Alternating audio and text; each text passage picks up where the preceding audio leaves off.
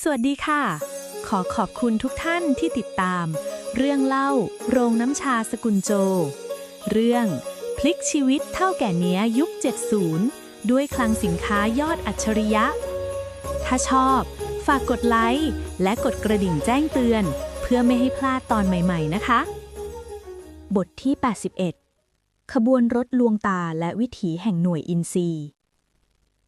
หิมะแรกของปีเริ่มโปรยปลายลงมาปกคลุมเส้นทางหลวงที่มุ่งหน้าสู่ปักกิ่ง ขบวนรถมดงานนับ10ต้นคันถูกจัดเตรียมอย่างแน่นหนา สินค้าพริกเผารุ่นพิเศษถูกบรรจุในลังไม้อย่างดี เพื่อมุ่งหน้าไปสู่งานเชิดชูเกียรติระดับประเทศ แต่ในสายตาของเฉินซี ขบวนรถนี้มิใช่การส่งของธรรมดา แต่มันคือกับดักเดินดิน พี่ใหญ่ครับทุกอย่างพร้อมแล้วเฉินตงกระซิบพลางปรับใส่รัดกระบองพริกที่ข้างเอวหน่วยคุ้มกันทุกคนสวมชุดหนากว่าปกติเพื่อซ่อนเกราะหวายบุสังกะสีไว้ด้านในตามแผนครับเฉินซีพยักหน้าเธออยู่ในชุดโค้ทสีเกรย์เรียบหรูที่เซี่ยจือหางมอบให้ใบหน้าของเธอดูซีดเซียวเล็บน้อยจากอาการไข้ที่เริ่มรุมเร้าแต่แววตากลับคมปราบราวกับใบมีดแคลวพี่เม่ฝากดูแลทางนี้ด้วยนะคะ ถ้าภายใน3 วันฉันยังไม่ส่งพลุสัญญาณเขียวกลับมา ให้พี่สั่งปิดโรงงานและอพยพทุกคนไปที่เหมืองเหยียนซานทันทีซีเจ้าต้องกลับมานะ เฉินเม่กุมมือเฉินซีแน่น ความหวาดกลัวในดวงตาของนางถูกแทนที่ด้วยความห่วงใยอย่างแท้จริง ขบวนรถเริ่มเคลื่อนตัวฝ่าพายุหิมะมุ่งหน้าสู่หุบเขาเขี้ยวหมาป่า จุดยุทธศาสตร์ที่อันตรายที่สุดก่อนเข้าเขตปักกิ่งที่นั่นคือที่หมายของหน่วยอินทรีโลหิตของตระกูลหลินซุ่มรออยู่บนยอดผาสูงชันชายชุดดำ5 คนในนามของหน่วยอินทรีจ้องมองขบวนรถผ่านกล้องส่องไกลเลนส์พิเศษพวกเขาไม่ได้โวยวายหรือรีบร้อนแต่มีการประสานงานที่เงียบเชียบดุจเครื่องจักรเป้าหมายอยู่ในรถคันที่3สมุดบัญชีน่าจะติดตัวนางไว้ใช้ระเบิดควันทำลายทัศนวิสัยแล้วลงไปเก็บกวาดให้เกลี้ยงห้ามเหลือพยานบึ้มเสียงระเบิดดังสนั่นพร้อมกับกลุ่มควันหนาทึบที่ปกคลุมขบวนรถในพริบตาหน่วยอินทรีโลหิตพุ่งลงจากผาดุจสายฟ้าพวกเขาชักดาบสั้นที่เคลือบสารพิษออกมาเตรียมปลิดชีพคนขับรถแต่เมื่อพวกเขาพังประตูรถเข้าไปกลับพบเพียงตุ๊กตาฟางที่สวมชุดคนงานมดงานอยู่เท่านั้นกับดักหัวหน้าหน่วยอินทรีตะโกนก้องแต่สายเกินไปฟิวพรึบพลุสัญญาณสีเหลืองถูกยิงขึ้นจากป่าข้างทางพร้อมกับการปรากฏตัวของทหารหน่วยจู่โจมนำโดยเซี่ยจือหางที่โอบล้อมเข้ามาจากด้านหลังขณะที่รถคันที่4ซึ่งเป็นรถจริงของเฉินซีได้หยุดนิ่งในระยะปลอดภัยเฉินซีก้าวลงจากรถท่ามกลางลมหนาวเธอถือสมุดบัญชีปกดำเล่มจริงไว้ในมือชูขึ้นให้พวกมันเห็นท่ามกลางแสงไฟจากคบเพลิงพวกคุณกำลังหาของสิ่งนี้อยู่ใช่ไหมคะหนังเด็กเมื่อวานซืนแกคิดว่าทหารกระจอกพวกนี้จะหยุดหน่วยอินทรีได้งั้นหรือหัวหน้าหน่วยอินทรีคำรามพลางพุ่งเข้าหาเฉินซีด้วยความเร็วเหลือเชื่อทว่าเฉินซีไม่ได้ถอยหนีเธอแอบใช้สเปรย์แรงดันที่ดัดแปลงมาจากเครื่องพ่นสารเคมีในมิดลับฉีดพ่นละอองสารสกัดจากพริกขี้หนูเข้มข้นหรือแคปไซซินเอ็กซ์แทรคเข้าใส่ใบหน้าของศัตรูในระยะเผาขนอ้ากมือสังหารระดับพระการถึงกับล้มลงกุมตาด้วยความทรมานอย่างที่ไม่เคยพบเจอสารสกัดนี้แรงกว่าพริกเผาทั่วไปนับร้อยเท่าแม้แต่หน่วยรบพิเศษยังยากจะทานทนเซี่ยจือหางไม่ปล่อยโอกาสให้หลุดมือเขาพุ่งเข้าจัดการรวบตัวกลุ่มมือสังหารที่กำลังเสียขวัญได้อย่างเบ็ดเสร็จหน่วยอินทรีโลหิตดูเหมือนปีกของพวกแกจะถูกพริกเผาแผดเผาจนบินไม่ขึ้นเสียแล้วเฉินซียืนหอบให้ใจร่างกายของเธอเริ่มสั่นสะท้านจากอาการไข้ที่พุ่งสูงขึ้นกระทันหันเซี่ยจือหางรีบเข้าไปประคองเธอไว้คุณทำได้แล้วเฉินซีเราจับพวกมันหมดแล้วนี่แค่เริ่มต้นค่ะเฉินซีพึมพำก่อนจะซบลงที่อกของเขาเรามีหลักฐานทั้งสมุดทั้งคนของมันถึงเวลาบุกปักกิ่งแล้วเสียงเครื่องยนต์รถบรรทุกมดงานเริ่มดังขึ้นอีกครั้ง ครั้งนี้ไม่ใช่เพื่อหนีแต่เป็นการเดินหน้าเข้าสู่ใจกลางอำนาจเพื่อปิดบัญชีแค้นที่สั่งสมมานานบทที่ 82 ซ่อนมดในหอคอยพยัคฆ์กำแพงเมืองปักกิ่งที่สูงตระหง่านดูน่าเกรงขามกว่าทุกครั้งที่เฉินซีเคยเห็นทว่าในยามนี้มันกลับเหมือนกรงขังขนาดยักษ์เมื่อตระกูลหลินใช้บารมีทางการเมืองสั่งตั้งด่านตรวจค้นเข้มงวดทุกประตูเมืองข่าวการสูญหายของหน่วยอินทรีโลหิตทำให้พวกเขานั่งไม่ติดและเดาได้ทันทีว่าหมากสำคัญอย่างสมุดบัญชีปกดำกำลังเดินทางมาถึงที่นี่ภายในรถบรรทุกมดงานที่ถูกดัดแปลงช่องลับใต้พื้นรถเฉินซีนอนสมด้วยพิษไข้ใบหน้าที่เคยแดงปลั่งบัดนี้ขาวซีดแต่อ้อมแขนของเซี่ยจือหางที่ประคองเธอไว้ตลอดทางคือความอบอุ่นเดียวที่ยึดเหนี่ยวสติของเธอไม่ให้ดับวูบอดทนอีกนิดนะเฉินซีเราเข้าเขตชั้นในได้แล้วเซี่ยจือหางกระซิบพลางใช้ผ้าชุบน้ำอุ่นซับหน้าผากให้เธออย่างแผ่วเบาเขามิได้นำเธอไปที่บ้านพักกองทัพอย่างที่ใครคิดเพราะที่นั่นย่อมถูกหูตาของตระกูลหลินจับจ้องแต่เขากลับพาเธอมายังอาคารหมื่นรุ่งโรจน์ตึกแถวเก่าแก่สถาปัตยกรรมตะวันตกกึ่งจีนที่ตั้งอยู่ไม่ไกลจากวังต้องห้ามซึ่งปัจจุบันถูกทิ้งร้างและขึ้นทะเบียนรอยึดทรัพย์จากตระกูลหลินที่เคยฮุบไปเป็นของตนเองที่นี่หรือคะเฉินซีฝืนลืมตาขึ้นมองเมื่อรถจอดสนิทในโกดังหลังตึกที่นี่คือจุดบอดของพวกมันครับเฉินซีเซี่ยจือหางอธิบายพลางอุ้มเธอลงจากรถตระกูลหลินกำลังยุ่งกับการวิ่งเต้นไม่ให้ตึกนี้ถูกรัฐบาลยึดคืนพวกมันจึงไม่คิดว่าเราจะกล้าบุกเข้ามาซ่อนตัวอยู่ในสมบัติของพวกมันเองเฉินซีไอออกมาเบาๆแต่แววตากลับเริ่มมีความขี้เล่นกลับมาเล็กน้อยในเมื่อพวกมันอยากได้ตึกนี้คืนนักฉันก็จะเปลี่ยนมันเป็นห้างสรรพสินค้ามดงานสาขาปักกิ่งค่ะแม้จะป่วยหนักแต่เฉินซีก็ไม่ทิ้งสัญชาตญาณนักธุรกิจเธอสั่งให้เฉินตงและหน่วยมดงานที่ลอบเข้าเมืองมาได้ล่วงหน้า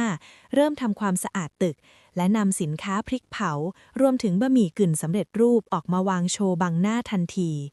การเปิดกิจการอย่างเอิกกระเริกในที่สว่างคือการซ่อนตัวที่แนบเนียนที่สุดเพราะตระกูลหลินย่อมมองหานักโทษที่หลบซ่อนในซอกหลืบไม่ใช่เจ้าของห้างที่กำลังแจกใบปลิวอยู่ใจกลางเมืองในคืนนั้นเซี่ยจือหางคอยเฝ้าไข้อยู่ข้างเตียงในห้องลับชั้นบนสุดเขาดูแลเธอด้วยตัวเองโดยไม่ผ่านมือใครเพื่อความลับสูงสุดคุณต้องรีบหายนะฉันซีงานเชิดชูเกียรติจะมีขึ้นในอีก3 วันข้างหน้าและนั่นคือวันที่เราต้องยื่นสมุดบัญชีต่อหน้าคณะผู้นำเฉินซีคว้ามือหนาของเขาไว้แววตาที่เคยแข็งกร้าวบัดนี้สั่นไหวด้วยความรู้สึกบางอย่างคุณชายเซี่ยขอบคุณนะคะที่ไม่เคยทิ้งฉันเลยแม้ในวันที่ฉันเหลือเพียงแค่ตัวเปล่าแบบนี้ผมไม่ได้รักคุณเพราะเงินทองหรือพริกเผาของคุณหรอกนะเฉินซีผมรักผู้หญิงที่กล้าสู้กับโชคชะตาด้วยมือเปล่าตั้งหากท่ามกลางแสงคมไฟริบหรี่ในปักกิ่งที่เต็มไปด้วยอันตรายกำแพงใจที่เฉินซีเคยสร้างไว้เพื่อป้องกันตัวเองมาตั้งแต่โลกอนาคตบัดนี้พังทลายลงอย่างสิ้นเชิงด้วยความจริงใจของชายตรงหน้าเธอนอนหลับไปพร้อมกับความมุ่งมั่นว่ารุ่งเช้าที่จะมาถึงห้างสรรพสินค้ามดงานจะเป็นสนามรบที่ตระกูลหลินจะต้องจดจำไปชั่วกาลนานบทที่ 83 โปรโมชั่นล้างแค้นและพลังของคูปองแดงเช้าวันรุ่งขึ้นกลางกรุงปักกิ่งที่เคยเงียบเหงาใต้ระเบียบอันเคร่งครัดกลับต้องสั่นสะเทือนด้วยเสียงกลองและการเชิดสิงโตที่หน้าอาคารหมื่นรุ่งโรจน์ปลายผ้าสีแดงผืนยักษ์ถูกปล่อยลงมาจากชั้นบนสุดพร้อมข้อความที่ทำให้คนเดินถนนต้องหยุดกระทึกห้างสรรพสินค้ามดงานทุกเมล็ดพันธุ์คือความเท่าเทียมทุกลมหายใจคือความยุติธรรมเฉินซีในชุดกี่เพ้าประยุกต์สีเข้มดูสง่างามและน่าเกรงขามเธอฝืนความอ่อนเพลียก้าวหรอกมายืนหน้าห้างพร้อมกับเฉินตงริมฝีปากบางคลี่ยิ้มขณะมองดูฝูงชนที่เริ่มหนาตาขึ้นเรื่อยๆพ่อแม่พี่น้องชาวปักกิ่งคะวันนี้มดงานจากเชิงเขาโยเย่ไม่ได้มาเพื่อขายพริกเผาเท่านั้นเฉินซีประกาศผ่านลำโพงแต่เรามาเพื่อมอบระบบคูปองแดงสะสมสุข ใครที่ซื้อสินค้าของเราครบ1 หยวนจะได้รับคูปอง1 ใบเมื่อสะสมครบ10 ใบสามารถแลกบะหมี่กึ่งสำเร็จรูปรสยอดนิยมได้ฟรี1 ลังในยุคที่สินค้าอุปโภคบริโภคยังต้องใช้ตั๋วปันส่วนระบบสะสมแต้มของเฉินซีจึงเหมือนการจุดไฟในกองน้ำมันชาวปักกิ่งแห่กันเข้ามาจับจ่ายจนแน่นห้าง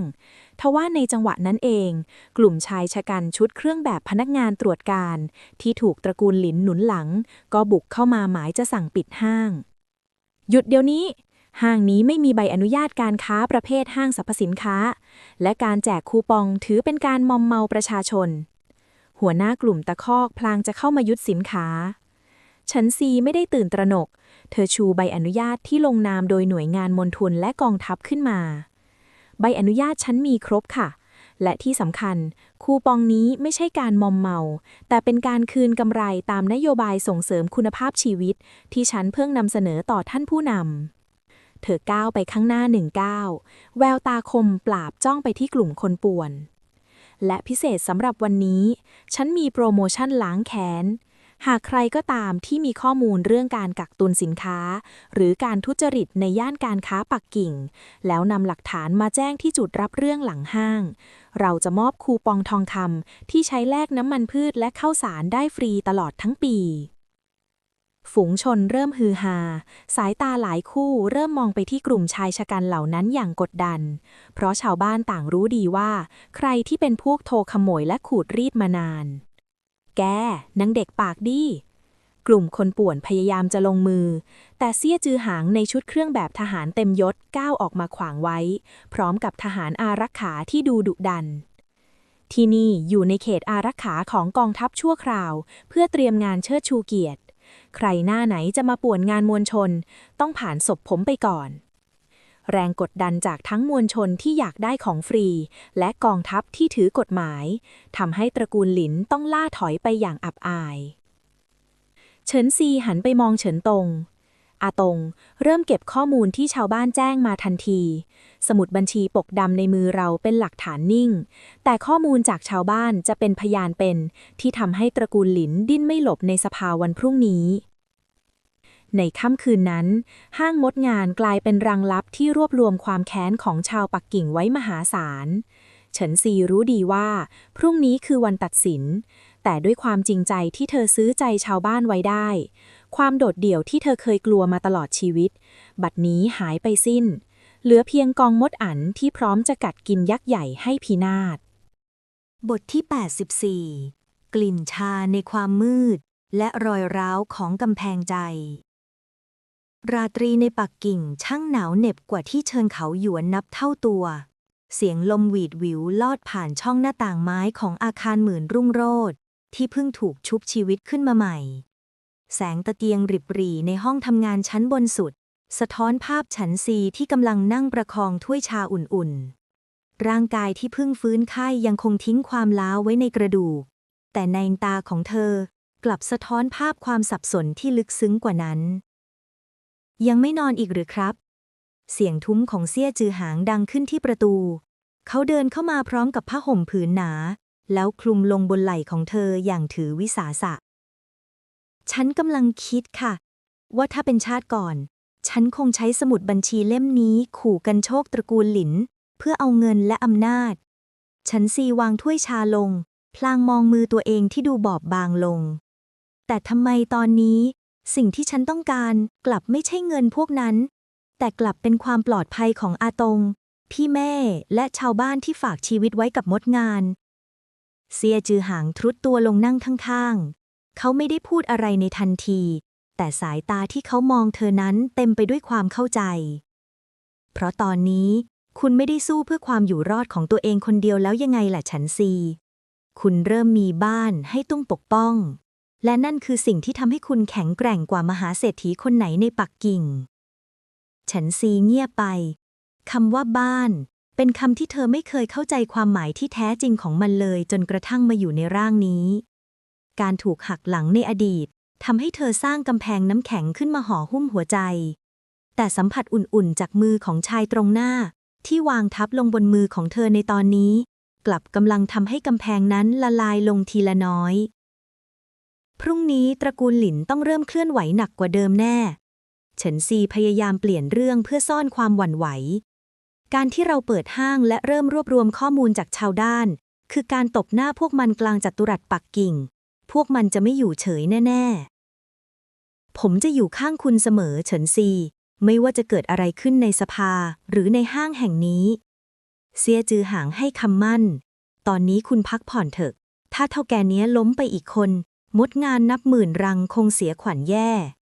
เฉินซีพยักหน้าเบาๆเธอยอมละทิ้งความดื้อรั้นและเอนหลังลงนอนโดยมีเสี้ยจือหางคอยเฝ้าอยู่ไม่ห่างทว่าในเงามืดของคฤหาสน์ตระกูลหลินที่อยู่อีกฝ้าของเมืองแสงไฟยังสว่างโชติช่วงผู้นำตระกูลหลินกำลังจ้องมองรายงานการเปิดห้างมดงานด้วยใบหน้าที่บิดเบี้ยวด้วยความโกรธแค้นในเมื่อมันอยากเล่นบทแม่พระใจบุญที่มาช่วยชาวบ้านเราก็แค่เปลี่ยนห้างของมันให้กลายเป็นโรงฆ่าสัตว์เสียก็สิ้นเรื่องเขาเค้นเสียงสั่งการพรุ่งนี้ส่งคนของเราแฝงตัวเข้าไปในกลุ่มชาวบ้านทำให้อาหารในห้างนั้นกลายเป็นยาพิษให้ทุกคนเห็นว่ามดงานของมันก็แค่พวกหลอกลวงสงครามในปักกิ่งไม่ได้จบลงที่การค้าแต่มันกำลังจะกลายเป็นการประหัตประหารที่เดิมพันด้วยชีวิตของผู้บริสุทธิ์จำนวนมากและเฉินซีจะต้องเผชิญกับบททดสอบที่ยากที่สุดคือการปกป้องชื่อเสียงที่เธอสร้างมาด้วยชีวิตบทที่ 85 รอยยิ้มในม่านหมอกและแผนการซ้อนแผนเช้าวันที่2ของการเปิดห้างสรรพสินค้ามดงานในปักกิ่งไม่ได้เริ่มต้นด้วยเสียงประทัดหลังวันแรกแต่กลับเริ่มต้นด้วยความเงียบเชียบที่ดูผิดปกติเฉินซียืนอยู่ตรงระเบียงไม้ชั้น2มองลงไปเห็นกลุ่มชายแปลกหน้าในชุดกึ่งทางการที่ยืนจับกลุ่มกันอยู่ไม่ไกลจากประตูทางเข้าพวกเขาไม่ได้มาเพื่อซื้อของแต่มาเพื่อเฝ้ามองด้วยสายตาที่จงใจคุกคามที่ใหญ่บรรยากาศข้างล่างดูไม่ดีเลยครับ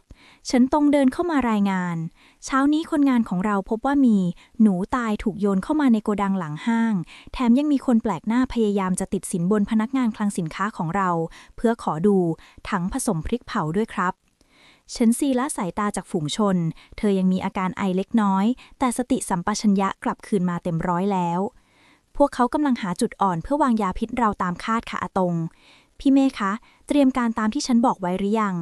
เฉินเม่ก้าวออกมาจากเงามืดของเสาหินนางสวมชุดสีเข้มที่ดูทะมัดทะแมงพี่เปลี่ยนเวรยามดงานทุกลำดับแล้วค่ะซีและที่สำคัญพี่สั่งให้พนักงานทุกคนสวมถุงมือขาวตลอดเวลาที่สัมผัสสินค้าพร้อมทั้งให้คนของเราแอบบันทึกหมายเลขคูปองทุกลูกค้าที่เข้ามาซื้อของกินอย่างละเอียดดีค่ะเฉินซีหยิบตลับโลหะขนาดเล็กที่เธอเตรียมไว้จากมิติลับออกมามันคือเครื่องตรวจวัดสารตกค้างอย่างง่ายที่ใช้ปฏิกิริยาเคมีเปลี่ยนสีหรือว่า reagent kit ซึ่งเธอแอบปรับเปลี่ยนให้ดูเหมือนตลับเครื่องหอมโบราณ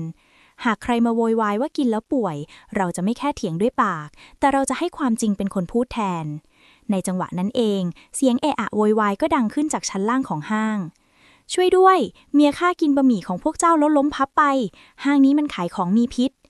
ชายวัยกลางคนคนหนึ่งตะโกนก้องพร้อมกับประคองหญิงสาวที่ดูเหมือนจะชักเกรงอยู่ที่พื้นท่ามกลางสายตาตื่นตระหนกของชาวปักกิ่งนับร้อยที่กำลังต่อแถวซื้อของเอาล่ะเริ่มแล้วสิละฉันซี่พึมพำกับตัวเองก่อนจะเดินลงไปด้านล่างด้วยท่วงท่าที่สงบนิ่งราวกับผิวน้ำที่ไร้รอยคลื่นเธอไม่ได้พุ่งเข้าไปตรวจสอบผู้ป่วยในทันทีแต่เธอกลับสั่งให้มดงานปิดประตูห้างและเชิญทุกคนให้อยู่ในความสงบการกระทำนี้ทำให้กลุ่มคนที่จ้างมาเพื่อป่วนเริ่มเลิกลักเพราะแผนเดิมของพวกเขาคือการสร้างความโกลาหลให้คนวิ่งหนีออกไปเปล่าประกาศความเลวร้ายในฐานะเจ้าของห้างสรรพสินค้ามดงานฉันขอรับผิดชอบตรวจสอบเรื่องนี้ด้วยตัวเองค่ะเฉินซีเอ่ยเสียงกังวานแต่ก่อนที่จะกล่าวโทษสินค้าฉันขอถามพี่ชายคนนี้หน่อยว่าเมียของพี่ชายกินบะหมี่ถ้วยไหนเข้าไปคะและที่สำคัญพี่ชายมีคูปองแดงประจำตัวของวันนี้หรือเปล่าชายคนนั้นชะงักไปคูปองอะไรเมียข้าจะตายอยู่แล้วเจ้ายังจะถามเรื่องคูปองอีกหรือเพราะระบบมดงานของเรามีการบันทึกรหัสล็อตสินค้าที่เชื่อมกับคูปองค่ะเฉินซีเดินเข้าไปหาหญิงที่นอนอยู่ที่พื้นแววตาของเธอคมปราบจนชายคนนั้นต้องหลบตาถ้าพี่ชายไม่มีคูปองหรือคูปองไม่ตรงกับล็อตสินค้าที่วางขายในวันนี้ก็แปลว่าพี่ชายอาจจะตั้งใจนำสินค้าปนเปื้อนจากที่อื่นมาใส่ร้ายเราใช่ไหมคะ วินาทีนั้นความเงียบเข้าปกคลุมไปทั่วห้างเซียจือหางเดินเข้ามาในวงล้อมพร้อมกับทหารอารักขาและเพื่อความเป็นธรรมผมขอให้หน่วยแพทย์ทหารตรวจสอบอาการของหญิงคนนี้เดี๋ยวนี้หากพบว่าเป็นการจัดฉากโทษของการบิดเบือนข้อมูลเพื่อทำลายความมั่นคงในปักกิ่งคือการจำคุกตลอดชีวิตนะคะเฉินซีมองเห็นหยาดเหงื่อที่ผุดขึ้นบนใบหน้าของชายคนนั้นเธอรู้ดีว่านี่คือหมากตัวเล็กที่ตระกูลหลินส่งมาทดลองทางและเธอจะไม่ปล่อยให้หมากตัวนี้ถูกเขี่ยทิ้งไปโดยง่ายๆโดยไม่ลากตัวผู้บงการออกมาบทที่ 86 พยานปากสำคัญและการรุกคืบในเงามืดความเงียบสงัดในห้างสรรพสินค้ามดงานบีบคั้นจนแทบจะได้ยินเสียงลมหายใจหญิงสาวที่เมื่อครู่ยังชักเกรงอยู่ที่พื้นบัดนี้กลับมีสีหน้าซีดเผือดยิ่งเมื่อเห็นหน่วยแพทย์ทหารของเซี่ยจือหังเดินเข้ามาพร้อมอุปกรณ์การแพทย์ที่ดูขลังและจริงจังความกลัวก็เข้าครอบงำนางจนสิ้นข้าไม่ได้กินบะหมี่มีพิษหญิงคนนั้นโผล่ออกมาพลางถอยกรูดไปหาชายวัยกลางคนพี่ใหญ่ข้าบอกแล้วว่าอย่าทำข้าไม่อยากติดคุกเฉินซียกมือขึ้นเป็นสัญญาณให้ทหารหยุดนิ่งเธอก้มลงมองหญิงคนนั้นด้วยสายตาที่ไม่ได้โกรธแค้นแต่เต็มไปด้วยความเวทนาไม่มีใครต้องติดคุกหรอกค่ะถ้าคุณพูดความจริงออกมาใครเป็นคนจ้างพวกคุณมาทำเรื่องนี้และเขาจ่ายให้คุณเท่าไหร่ชายวัยกลางคนเห็นท่าไม่ดีพยายามจะแทรกตัวหนีออกไปทางฝูงชนแต่กลับถูกมดงานร่างกำยำขวางทางไว้เสียก่อนเฉินซีเดินเข้าไปหาเขาอย่างช้าๆเงินที่พวกเขาให้คุณอาจจะพอซื้อข้าวสารได้ไม่กี่กระสอบแต่ชีวิตที่คุณต้องเสียไปในคุกมันเรียกคืนมาไม่ได้นะคะแต่ถ้าคุณยอมเป็นพยานให้ฉันไม่เพียงจะเอาผิดพวกคุณแต่จะรับพวกคุณเข้ามาทำงานในโรงงานมดงานมีข้าวกินมีที่อยู่และมีความคุ้มครองจากกองทัพข้อเสนอของเฉินซีเหมือนหยาดน้ำชโลมใจคนจนที่ถูกจ้างมาชายคนนั้นซุดตัวลงคุกเข่าเท่าแก่เนี้ยข้าขอโทษคนที่มาหาข้าเป็นชายชุดดำเขาบอกว่ามาจากตระกูลหลินเขาให้เงินค่า5 หยวนและขู่ว่าถ้ามีทำจะเผาบ้านข้าเสียงฮือฮาดังขึ้นทั่วห้างชาวปักกิ่งเริ่มวิพากษ์วิจารณ์ถึงความโหดร้ายของตระกูลหลินที่ใช้คนจนเป็นเครื่องมือชันซีหันไปหาเซี่ยจือหังบันทึกทำให้การนี้ไว้ค่ะคุณชายเซี่ยนี่คือพยานที่มีตัวตนจริงที่ตระกูลหลินจะปฏิเสธไม่ได้ในขณะที่สถานการณ์หน้าห้างเริ่มคลี่คลายเฉินซีกลับรู้สึกถึงความผิดปกติบางอย่างเธอหันไปมองรอบๆแล้วถามขึ้นด้วยน้ำเสียงร้อนรนอาตงล่ะอาตงไปไหน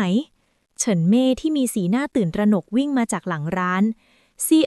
เมื่อครู่มีเด็กคนนึงมาบอกอาตงว่ามีสินค้าเสียหายที่โกดังท้ายซอยอาตงเลยรีบตามไปดูพี่เพิ่งรู้ว่านั่นไม่ใช่คนของเราหัวใจของเฉินซีกระตุกวูบไปพิษไข้ที่ยังหลงเหลืออยู่ทำให้เธอรู้สึกหน้ามืดไปชั่วขณะเธอรู้ทันทีว่าตระกูลหลินไม่ได้มีแค่แผนเดียวเมื่อแผนทำลายชื่อเสียงล้มเหลวพวกมันจึงเปลี่ยนมาเล่นงานดวงใจของเธอแทนพวกมันต้องการใช้ตัวประกันเพื่อแลกกับสมุดบัญชีเฉินซีเค้นเสียงออกมาพลางกำหมัดแน่นแววตาที่เคยนิ่งสงบกลับลุกโชนด้วยไฟแห่งโทสะคุณชายเซี่ยฉันจะไม่ยอมให้ใครในครอบครัวต้องบาดเจ็บเพราะเรื่องนี้อีกผมจะรีบไปตามรอยพวกมันเดี๋ยวนี้เซียจือหังสั่งการหน่วยสอดแนมทันทีคุณอยู่ที่นี่เฉินซีอย่าเพิ่งขยับไปไหนพวกมันอาจจะล่อให้คุณออกไปในที่เปลี่ยวเฉินซียืนมองเงาของเซี่ยจือหังที่หายไปในฝูงชนเธอรู้ดีว่าการรอคอยไม่ใช่สิ่งที่เธอถนัดมือบอบบางเอื้อมเข้าไปในมิติลับเพื่อมองหาเครื่องมือบางอย่างที่จะช่วยนำทางเธอไปหาน้องชายไม่ว่าศัตรูจะเป็นพยัคฆ์ร้ายแห่งปักกิ่งหรือปีศาจจากขุมนรกหากใครกล้าแตะต้องเฉินตงเธอจะทำให้มันผู้นั้นรู้สึกถึงความน่ากลัวของมดงานที่ถูกรุกรานถึงรังบทที่ 87 กองทัพเงาในปักกิ่งและร่างกายที่ประท้วงปักกิ่งยามค่ำคืนคลาคล่ำไปด้วยผู้คนแต่สำหรับเฉินซีทุกลมหายใจที่ผ่านไปคือความตายที่คืบคลานเข้าหาเฉินตงเธอไม่ได้รอคอยความช่วยเหลือจากกองทัพเพียงอย่างเดียวเพราะเธอรู้ดีว่าอำนาจของตระกูลหลินนั้นแผ่ขยายไปทุกหัวระแหงในระบบราชการพี่เม่ส่งข่าวออกไปในเครือข่ายมดงานนอกแถวทันทีเฉินซีสั่งการด้วยน้ำเสียงแหบพร่าขณะที่เธอนั่งกุมขมับอยู่หลังโต๊ะทำงาน บอกกลุ่มขอทานและกุลีรถลากที่เราเคยแจกคูปองทองคำว่าใครที่พบเห็นรถบรรทุกมดงานสีถ่านที่ถูกพ่นทับด้วยโคลนให้รีบส่งสัญญาณพลุสีเหลืองทันที นี่คือพลังของคนตัวเล็กที่ตระกูลหลินมองข้ามภายในเวลาไม่ถึง1 ชั่วโมงข่าวสารก็ถูกส่งต่อกันปากต่อปากจากมุมตึกหนึ่งสู่อีกมุมตึกหนึ่งจนกระทั่งมดงานสายสืบคนหนึ่งวิ่งกระหึดกระหอบเข้ามาแจ้งข่าวพบแล้วครับเท่าแก่เนี้ยรถคันนั้นมุ่งหน้าไปยังโรงฆ่าสัตว์ร้างตระกูลเหวินที่ท้ายเมืองทิศตะวันออกที่นั่นเงียบเชียบผิดปกติและมีชายชุดดำคอยคุมเชิงอยู่รอบๆเฉินซีพยายามลุกขึ้นยืนแต่ทันทีที่เท้าแตะพื้นโลกทั้งใบก็หมุนคว้างความร้อนขุมหนึ่งพุ่งขึ้นจากหน้าอกสู่ศีรษะร่างของเธอเซถลาไปชนกับชั้นวางเอกสารจนข้าวของหล่นกระจายซีเฉินเม่ปราดเข้าไปประคองน้องสาวผิวของเฉินซีร้อนจัดจนน่ากลัวเจ้าไปไม่ไหวแล้วไข้ป่ากำเริบหนักขนาดนี้เจ้าต้องนอนพักฉันนอนไม่ได้อาตงอยู่ที่นั่นเฉินซีเค้นเสียงออกมาจากลำคอที่แห้งผากเธอแอบเอื้อมมือเข้าไปในมิติลับเรียกยาลดไข้ชนิดฉีดและแอมโมเนียออกมาซ่อนไว้ในฝ่ามือเธอใช้สำลีชุบตัวยาแล้วกดลงบนจุดชีพจรอย่างรวดเร็วเพื่อกระตุ้นประสาทที่กำลังจะดับวูบเซี่ยจือหางไปถึงที่นั่นหรือยังคะเฉินเม่ถามพลางพยุงตัวขึ้นอีกครั้งด้วยจิตใจที่แข็งแกร่งกว่าร่างกายเขานำกำลังส่วนหนึ่งมุ่งหน้าไปแล้วค่ะแต่เขาฝากบอกว่าอย่าให้เจ้าตามไปเด็ดขาดเพราะที่นั่นคือกับดักที่พวกมันวางไว้ล่อเจ้าโดยเฉพาะเฉินเม่กล่าวด้วยความเป็นห่วงเฉินซีมองดูสมุดบัญชีปกดำที่วางอยู่บนโต๊ะเธอรู้ดีว่าตระกูลหลินไม่ได้ต้องการแค่ชีวิตคนแต่ต้องการทำลายหลักฐานที่จะล้มล้างอำนาจของพวกเขาหากเธอไม่ไปอาตงอาจตายหากเธอไปเธออาจถูกชิงสมุดและถูกกำจัดทิ้งทั้งคู่ในเมื่อพวกมันอยากได้สมุดนักฉันก็จะเอาเงาของสมุดไปแลกกับชีวิตน้องชายเฉินซีหยิบสมุดเล่มหนึ่งที่มีลักษณะคล้ายกันออกมาจากมิติลับแล้วใช้ปากกาหมึกซึงเขียนชื่อตระกูลหลินไว้ที่หน้าปกอย่างแนบเนียนพี่เม่เตรียมรถมดงานที่เร็วที่สุดให้ฉันจะไปที่โรงฆ่าสัตว์นั่นเดี๋ยวนี้แม้ร่างกายจะสั่นเท้าด้วยพิษไข้แต่แววตาของเฉินซีกลับลุกโชนด้วยไฟแห่งความโกรธเกรี้ยวเธอเดินออกไปท่ามกลางลมหนาวที่พัดกระหน่ำโดยไม่สนเสียงคัดค้านของใครทั้งสิ้นเพราะสำหรับเฒ่าแก่เนี้ยคนนี้ครอบครัวคือสิ่งเดียวที่เงินและอำนาจมหาศาลไม่อาจทดแทนได้บทที่ 88 เงาในโรงฆ่าสัตว์และลมหายใจที่แผ่วบาง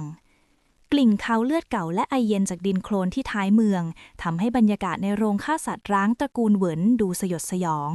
เฉินซีก้าวลงจากรถมดงานด้วยฝีเท้าที่หนักอึ้งทุกก้าวที่เดินไปบนพื้นไม้ผุพังเหมือนกำลังเดินบนปุยเมฆเพราะพิษไข้ที่พุ่งสูงจนทัศนวิสัยเริ่มพร่าเลือนเธอต้องใช้ฟันกัดริมฝีปากจนได้กลิ่นคาวเลือดเพื่อให้ความเจ็บปวดช่วยประคองสติมาแล้วหรือเฒ่าแก่เนี้ยผู้เก่งกาจเสียงทุ้มต่ำและเยือกเย็นดังมาจากเงาเมือดด้านหลังคานเหล็กหลินจื้อหยางผู้นำตระกูลหลินคนรองผู้มีฉายาว่าหมาป่าซ่อนเขี้ยวก้าวออกมาพร้อมกับลูกน้องชุดดำที่อาวุธครบมือตรงกลางลานกว้างเฉินตงถูกมัดติดกับเก้าอี้ไม้ใบหน้ามีรอยฟกช้ำและถูกอุดปากไว้เขาพยายามดิ้นรนและส่งเสียงอืออึงในลำคอเมื่อเห็นพี่สาวในสภาพทรุดโทรมปล่อยน้องชายฉันแล้วสมุดนี่จะเป็นของคุณเฉินซีชูสมุดเล่มที่เธอเตรียมมาขึ้นมือของเธอสั่นเทาจนต้องพยายามซ่อนไว้ใต้แขนเสื้อวางสมุดลงแล้วถอยออกไป10 ก้าวหลินจื้อหยางแค่นยิ้มแกมันก็แค่ตัวตลกจากชนบทที่บังเอิญได้โชคช่วยเฉินซีแสร้งทำเป็นเสียหลักล้มลงเพราะความอ่อนแอร่างของเธอกระแทกพื้นจนสมุดกระเด็นไปข้างหน้าแต่นั่นคือจังหวะที่เธอใช้ไฟแช็กแรงดันสูงจากมิติลับจุดพลุสัญญาณจิ๋วที่ซ่อนอยู่ในฝ่ามือแสงแฟลชสีนวลสว่างวาบเพียงชั่วครู่นั้นถูกบังด้วยร่างกายของเธอแต่มันคือสัญญาณให้คนที่รออยู่ในเงามืดเริ่มปฏิบัติการปังปังเสียงปืนเก็บเสียง2 นัดดังขึ้นจากช่องลมด้านบนหลอดไฟเก่าที่ห้อยอยู่แตกกระจายจนทั้งโรงฆ่าสัตว์ตกอยู่ในความมืดมิดชิดเซี่ยจือหางที่ซุ่มรออยู่พุ่งลงมาจากคานเหล็กราวกับพยัคฆ์เขาเข้าจัดการสมุนที่อยู่ใกล้เฉินตงด้วยความรวดเร็วเอาตัวน้องอาตงออกไป เซี่ยจือหางตะโกนบอกหน่วยจู่โจมที่ตามเข้ามาในความโกลาหลหลินจื้อหยางพุ่งเข้าหาเฉินซีหวังจะชิงสมุดและใช้เธอเป็นตัวประกันคนใหม่แต่เฉินซีที่หมอบอยู่ที่พื้นกลับคว้าถุงผงพริกนรกที่ผสมทรายละเอียดพุ่งเข้าใส่หน้าของเขาเต็มแรงความแสบร้อนมหาศาลทำให้หมาป่าซ่อนเขี้ยวร้องลั่นด้วยความทรมานแกอีเด็กนรกหลินจื้อหยางคว้าปืนขึ้นมาเล็งเป้าสเปะสปะเฉินซีพยายามจะลุกขึ้นหนีแต่ร่างกายของเธอกลับไม่ตอบสนองลมหายใจเธอถี่กระชั้นและสั้นลงเรื่อยๆหัวใจเต้นแรงจนหูอื้อไปหมดเธอมองเห็นร่างของเซี่ยจือหางที่พุ่งเข้ามาขวางหน้าเธอก่อนที่เสียงปืนจะดังขึ้นอีกนัดจื้อหางเธอพึมพำชื่อเขาออกมาเป็นครั้งแรกด้วยความรู้สึกที่เปี่ยมล้นก่อนที่ภาพทุกอย่างจะดับบูบลงในอ้อมกอดที่คุ้นเคยเซี่ยจือหางรับร่างที่ไร้สติของเฉินซีไว้ทันท่วงทีแววตาที่เคยมั่นคงบัดนี้เต็มไปด้วยความโกรธแค้นและห่วงใยถึงขีดสุดเขาส่งสัญญาณให้ทหารจับกุมหลินจื้อหยางที่กำลังตาบอดชั่วคราวและกวาดล้างพื้นที่ทั้งหมดรีบพาเธอไปส่งโรงพยาบาลทหารลับเร็วเข้าเขาคำรามสั่งการขณะอุ้มเฉินซีขึ้นรถด้วยหัวใจที่รุ่มร้อนยิ่งกว่าเปลวไฟที่กำลังเผาไหม้โรงฆ่าสัตว์แห่งนี้บทที่ 89ลมหายใจที่แขวนบนเส้นได้และการลุกขึ้นสู้ของมดงาน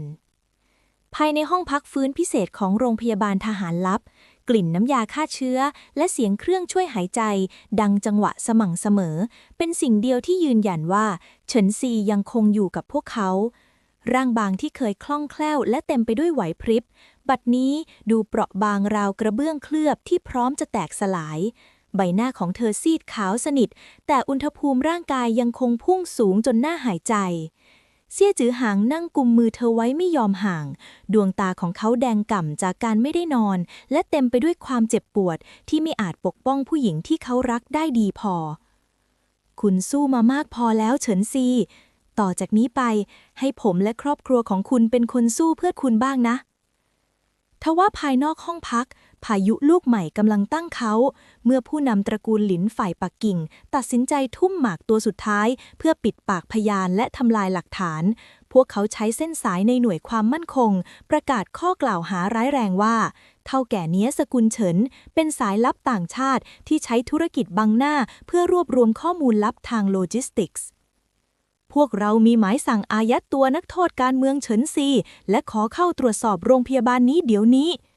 เสียงเจ้าหน้าที่ระดับสูงที่ถูกซื้อตัวมาดังลั่นอยู่ที่โถงทางเดินเฉินเหมยที่ยืนเฝ้าหน้าห้องพักพร้อมกับเฉินตงที่สภาพร่างกายเต็มไปด้วยรอยแผลก้าวออกมาขวางกลุ่มเจ้าหน้าที่เหล่านั้นไว้แววตาของหญิงสาวที่เคยอ่อนแอและเห็นแก่ตัวบัดนี้กลับนิ่งสงบและเด็ดเดี่ยวอย่างที่ไม่เคยเป็นมาก่อนสายลับงั้นหรือคะเฉินเหมยแค่นยิ้มพลางชูสมุดบัญชีปกดำเล่มจริงขึ้นมาซึ่งเซี่ยจือหางเพิ่งมอบให้นางเก็บรักษาไว้ก่อนเข้าห้องผ่าตัดถ้าพวกท่านอยากค้นโรงพยาบาลเพื่อหาหลักฐานสายลับฉันแนะนำให้พวกท่านมองดูหลักฐานการจ่ายสินบนให้พวกท่านเองในสมุดเล่มนี้ก่อนดีไหมคะเจ้าหน้าที่เหล่านั้นชะงักไปเมื่อเห็นตราประทับตระกูลหลินบนปกสมุดที่เฉินเหมยจงใจเปิดให้เห็นพี่สาวฉันสู้เพื่อปากท้องของชาวนาทั่วประเทศแต่พวกท่านกลับสู้เพื่อรักษาอำนาจของคนที่โกงกินหยาดเหงื่อประชาชนเฉินเหมยกล่าวเสียงดังฟังชัดเพื่อให้คนไข้และพยาบาลแถวนั้นได้ยินหากใครก้าวข้ามเส้นตรงนี้เข้ามาแม้แต่ก้าวเดียวฉันจะเผาสมุดเล่มนี้ทิ้งไปพร้อมกับชื่อของพวกท่านทุกคนที่อยู่ในนี้แล้วให้ความจริงมันหายไปพร้อมกับความพินาศของพวกเราทั้งหมดนี่คือการเดิมพันที่เฉินเหมยใช้ชีวิตเป็นประกันนางเรียนรู้วิธีการข่มขวัญมาจากเฉินซีและมันได้ผลอย่างยอดเยี่ยมในขณะเดียวกันเฉินตงที่ยืนอยู่ข้างๆก็ชูพลุสัญญาณมดงานขึ้นมามดงานกว่า1,000 ชีวิตในปักกิ่งกำลังล้อมโรงพยาบาลนี้หมดแล้วครับถ้าพี่สาวผมเป็นอะไรหรือพวกท่านรังแกครอบครัวเราปักกิ่งจะไม่มีวันสงบสุขอีกต่อไปกลุ่มเจ้าหน้าที่เริ่มลังเลเมื่อเห็นกระแสกดดันจากทั้งหลักฐานและมวลชนที่เริ่มหนาตาขึ้นที่หน้าโรงพยาบาลพวกเขาจึงทำได้เพียงหลอยไถไปเพื่อตั้งหลักใหม่ในห้องพักฟื้นมือที่เย็นเฉียบของฉันซีเริ่มขยับเล็กน้อยจากการตอบสนองต่อเสียงของน้องชายและพี่สาวแม้ดวงตายังปิดสนิทแต่ในห้วงนิทรานั้นกำแพงน้ำแข็งในใจของเธอกำลังละลายลงจนสิ้น เพราะเธอได้รับรู้แล้วว่าในโลกนี้มีสิ่งที่เงินซื้อไม่ได้ และคนรอบตัวเธอก็พร้อมจะแลกชีวิตเพื่อปกป้องเธอเช่นกัน บทที่ 90 ปลายทางของพยัคฆ์และรุ่งอรุณของมดงาน แสงอาทิตย์อ่อนๆยามเช้าสาดส่องผ่านผ้าม่านสีขาวในห้องพักฟื้นเฉินซีค่อยๆลืมตาขึ้นอย่างช้าๆความรู้สึกแรกคือความหนักอึ้งที่บาดแผลและลำคอที่ยังคงแห้งผากแต่เมื่อสายตาเริ่มปรับโฟกัสได้เธอเห็นเสี้ยจือหางที่ฟุบหลับอยู่ข้างเตียงโดยที่มือยังคงกุมมือเธอไว้แน่นและใกล้ๆกันนั้นเฉินเมื่อยกับเฉินตงก็นอนพิงกันหลับอยู่ที่โซฟาข้างผนังความอบอุ่นสายหนังแล่นผ่านหัวใจของเธอนี่คือสิ่งที่เธอโหยหามาตลอดชีวิตไม่ใช่ความมั่งคั่งที่โดดเดี่ยวแต่คือความรักที่ยอมตายแทนกันได้คุณฟื้นแล้วเสียจือหางรู้สึกถึงการขยับเขยื้อนเพียงนิดเดียวเขารีบเงยหน้าขึ้นแววตาที่อิดโรยกลับประกายความดีใจอย่างที่สุดอย่าเพิ่งรีบพูดนะครับดื่มน้ำก่อนเฉินซีจิบน้ำที่เขาป้อนให้อย่างช้าๆก่อนจะเอ่ยเสียงพร่าสมุดบัญชีล่ะคะทุกอย่างเรียบร้อยแล้วครับเฉินซีเสียจือหางกุมมือเธอเมื่อวานนี้หลังจากที่เฉินเม่ยและเฉินตงช่วยกันยื้อเวลาไว้ได้คณะกรรมการตรวจสอบกลางได้ส่งคนมารับสมุดเล่มจริงไปแล้วหลักฐานการยักยอกเสบียงและการสังหารปิดปากนั้นแน่นหนากว่าที่ใครจะช่วยตระกูลหลินได้อีกแล้วตอนนี้ผู้นำตระกูลหลินและผู้เกี่ยวข้องถูกควบคุมตัวทั้งหมดแล้วครับเฉินซีหลับตาลงพร้อมกับถอนหายใจยาวความหนักอึ้งที่แบกมานานหลายปีดูเหมือนจะมาลายหายไปพร้อมกับข่าวนี้แล้วห้างสรรพสินค้าล่ะคะชาวปักกิ่งแห่กันมาอุดหนุนจนของหมดก็ดังทุกวันเลยครับพี่ใหญ่เฉินตงที่ตื่นขึ้นมาได้ยินพอดีรีบกระโจนเข้ามาข้างเตียงตอนนี้ทุกคนเรียกพี่ว่าเท่าแก่เนี้ยใจบุญกันทั้งเมืองและทางรัฐบาลยังประกาศยกย่องระบบมดงานของเราเป็นโมเดลต้นแบบของการกระจายสินค้าที่มีประสิทธิภาพที่สุดด้วยครับเฉินเม่ยเดินเข้ามาลูบศีรษะน้องสาวเบาๆซีพี่ทำตามที่เจ้าสอนทุกอย่างพี่รักษาห้างไว้ได้และพี่ก็รักษาครอบครัวเราไว้ได้แล้วนะ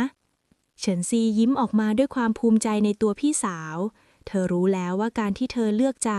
ให้โอกาสเฉินเม่ยในวันนั้นคือการตัดสินใจที่ถูกต้องที่สุดในชีวิต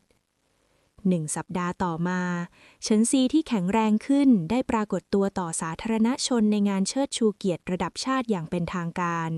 เธอไม่ได้ไปในฐานะผู้เสียหาย